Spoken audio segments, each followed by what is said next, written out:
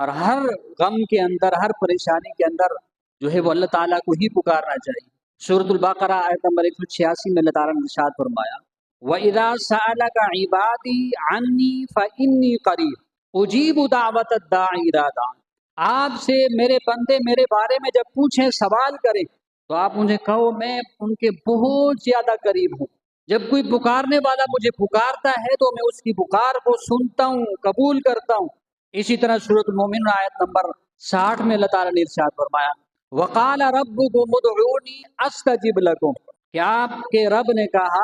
کہ مجھے پکارو، میں تمہاری دعا کو قبول کرتا ہوں۔ نبی علیہ الصلوۃ والسلام نے بھی ارشاد فرمایا، ترمذی شریف کی روایت ہے، حضرت عبداللہ ابن عباس رضی اللہ تعالیٰ عنہ بھی، جناب رسول اللہ صلی اللہ علیہ وسلم نے ارشاد فرمایا کہ جب تم پکارو تو اللہ کو پکارو، اور جب تم مدد طلب کرو تو اللہ سے مدد طلب کرو۔ اسی طرح ترمذی شریف کی روایت ہے، نبی علیہ الصلوۃ والسلام نے ارشاد فرمایا کہ اللہ کا جو بندہ جو اللہ سے نہیں مانگتا، اللہ تعالیٰ اس سے ناراض ہوتے ہیں۔ حضرات انبیاء علیہ الصلوۃ والسلام پر کس طرح کی آزمائش ہے، ان تکالیف آزمائش پر انہوں نے اللہ تعالیٰ سے جو ہے وہ مدد مانگی۔ حضرت یونس علیہ الصلوۃ والسلام مچھلی کے پیٹ میں اللہ کو پکار رہے ہیں، لا الہ الا انت سبحانک انی کنت من الظالمین، اللہ تعالیٰ کو پکار رہے ہیں، اللہ تعالیٰ کی حمد کر رہے ہیں۔ اس تکلیف سے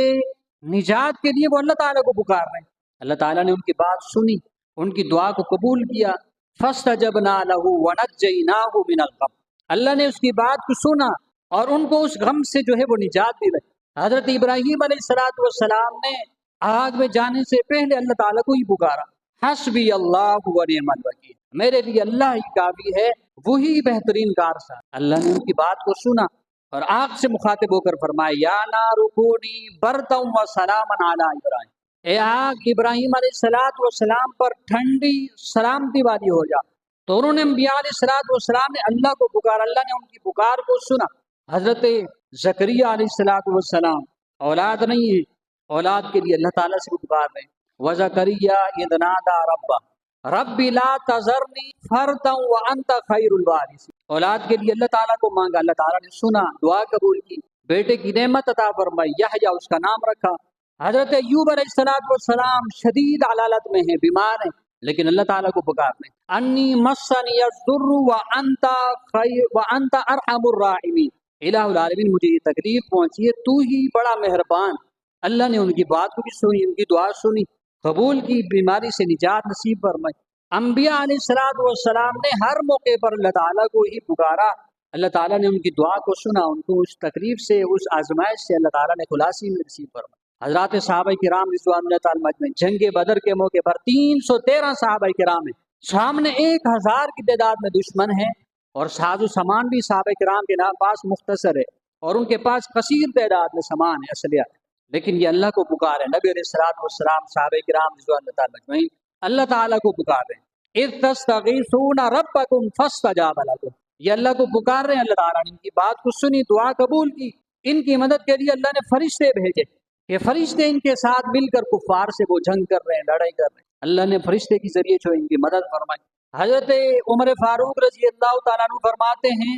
میں دعا کی قبولیت کی اتنی فکر نہیں کرتا، دعا کی توفیق کی زیادہ فکر کرتا ہوں، اس لیے کہ جس شخص کو دعا کی توفیق نصیب ہو گئی، دعا کی توفیق کے ساتھ ساتھ قبولیت خود بخود آ جائے۔ مانگنا انسان کے دل کے اندر، سوچ کے اندر آئے کہ اللہ سے مانگنا ہے، یہ بڑی توفیق ہے، قبولیت اللہ تعالیٰ اس کے ساتھ دے دیں۔ حضرت علی رضی اللہ تعالیٰ عنہ فرماتے ہیں کہ ہر معاملے میں اللہ سے مانگو، اس لیے کہ اللہ کا خزانہ وہ ہے کہ وہ کبھی ختم نہیں ہوتا۔ حضرت حسن بصری رحمت اللہ علیہ فرماتے ہیں کہ جس شخص کو اللہ سے مانگنے کی توفیق مل گئی، جس شخص کو اللہ سے دعا کرنے کے دروازے جس شخص کے لیے کھل گئے، اللہ کی رحمت کے دروازے اس کے لیے کھل گئے، کہ اس کا دل دماغ یہ بن گیا کہ ہر معاملے میں اللہ سے مانگنا ہے، اللہ اس کے لیے اپنی رحمت کے دروازے کھول دیتا ہے۔ امام ابن تیمیہ رحمت اللہ علیہ فرماتے ہیں کہ جس نے اللہ پر بھروسہ کر لیا، اللہ تعالیٰ اس کو کافی ہو گیا،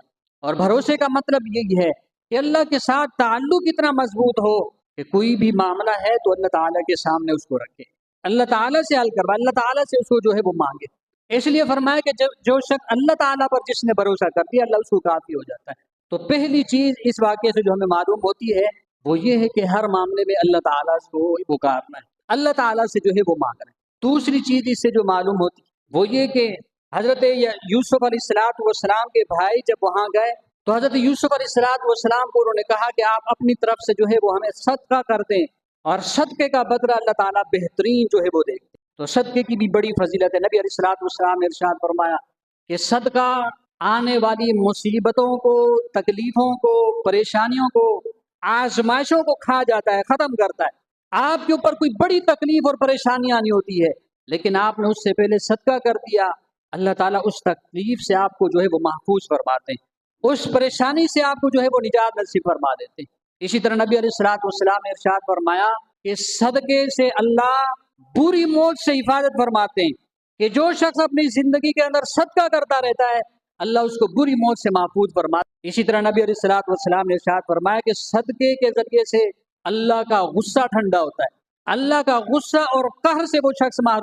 محفوظ رہتا ہے کہ جو اللہ کی راہ میں صدقہ کرتا ہے۔ صدقے کا مفہوم یہ نہیں کہ آپ اپنی وسعت سے بڑھ کر بکرا خرید کر جو ہے وہ صدقہ کر رہے ہیں یا کچھ بھی، بلکہ صدقہ یہ ہے کہ آپ کسی بھی ضرورت مند کی جائز ضرورت کو وہ پوری کر دیں، یہ صدقہ ہے۔ آپ کے پڑوس میں، آپ کے رشتہ داروں میں غریب مستحق اس کو کسی چیز کی ضرورت ہے، آپ اس کی ضرورت کو پورا کر دیں، یہ صدقہ۔ اپنی وسعت کے مطابق آپ صدقہ کریں، ضروری نہیں پورا بکرا لے کر کے۔ ایک شخص کے پاس کھانے کے لیے کچھ نہیں، سالن بنانے کے لیے باقی سامان نہیں، آپ اس کو پورا جا کر کے صدقہ کے بکرا دے دو، کیا کریں؟ صدقے کا مفہوم یہ ہے کہ آپ جو ہے وہ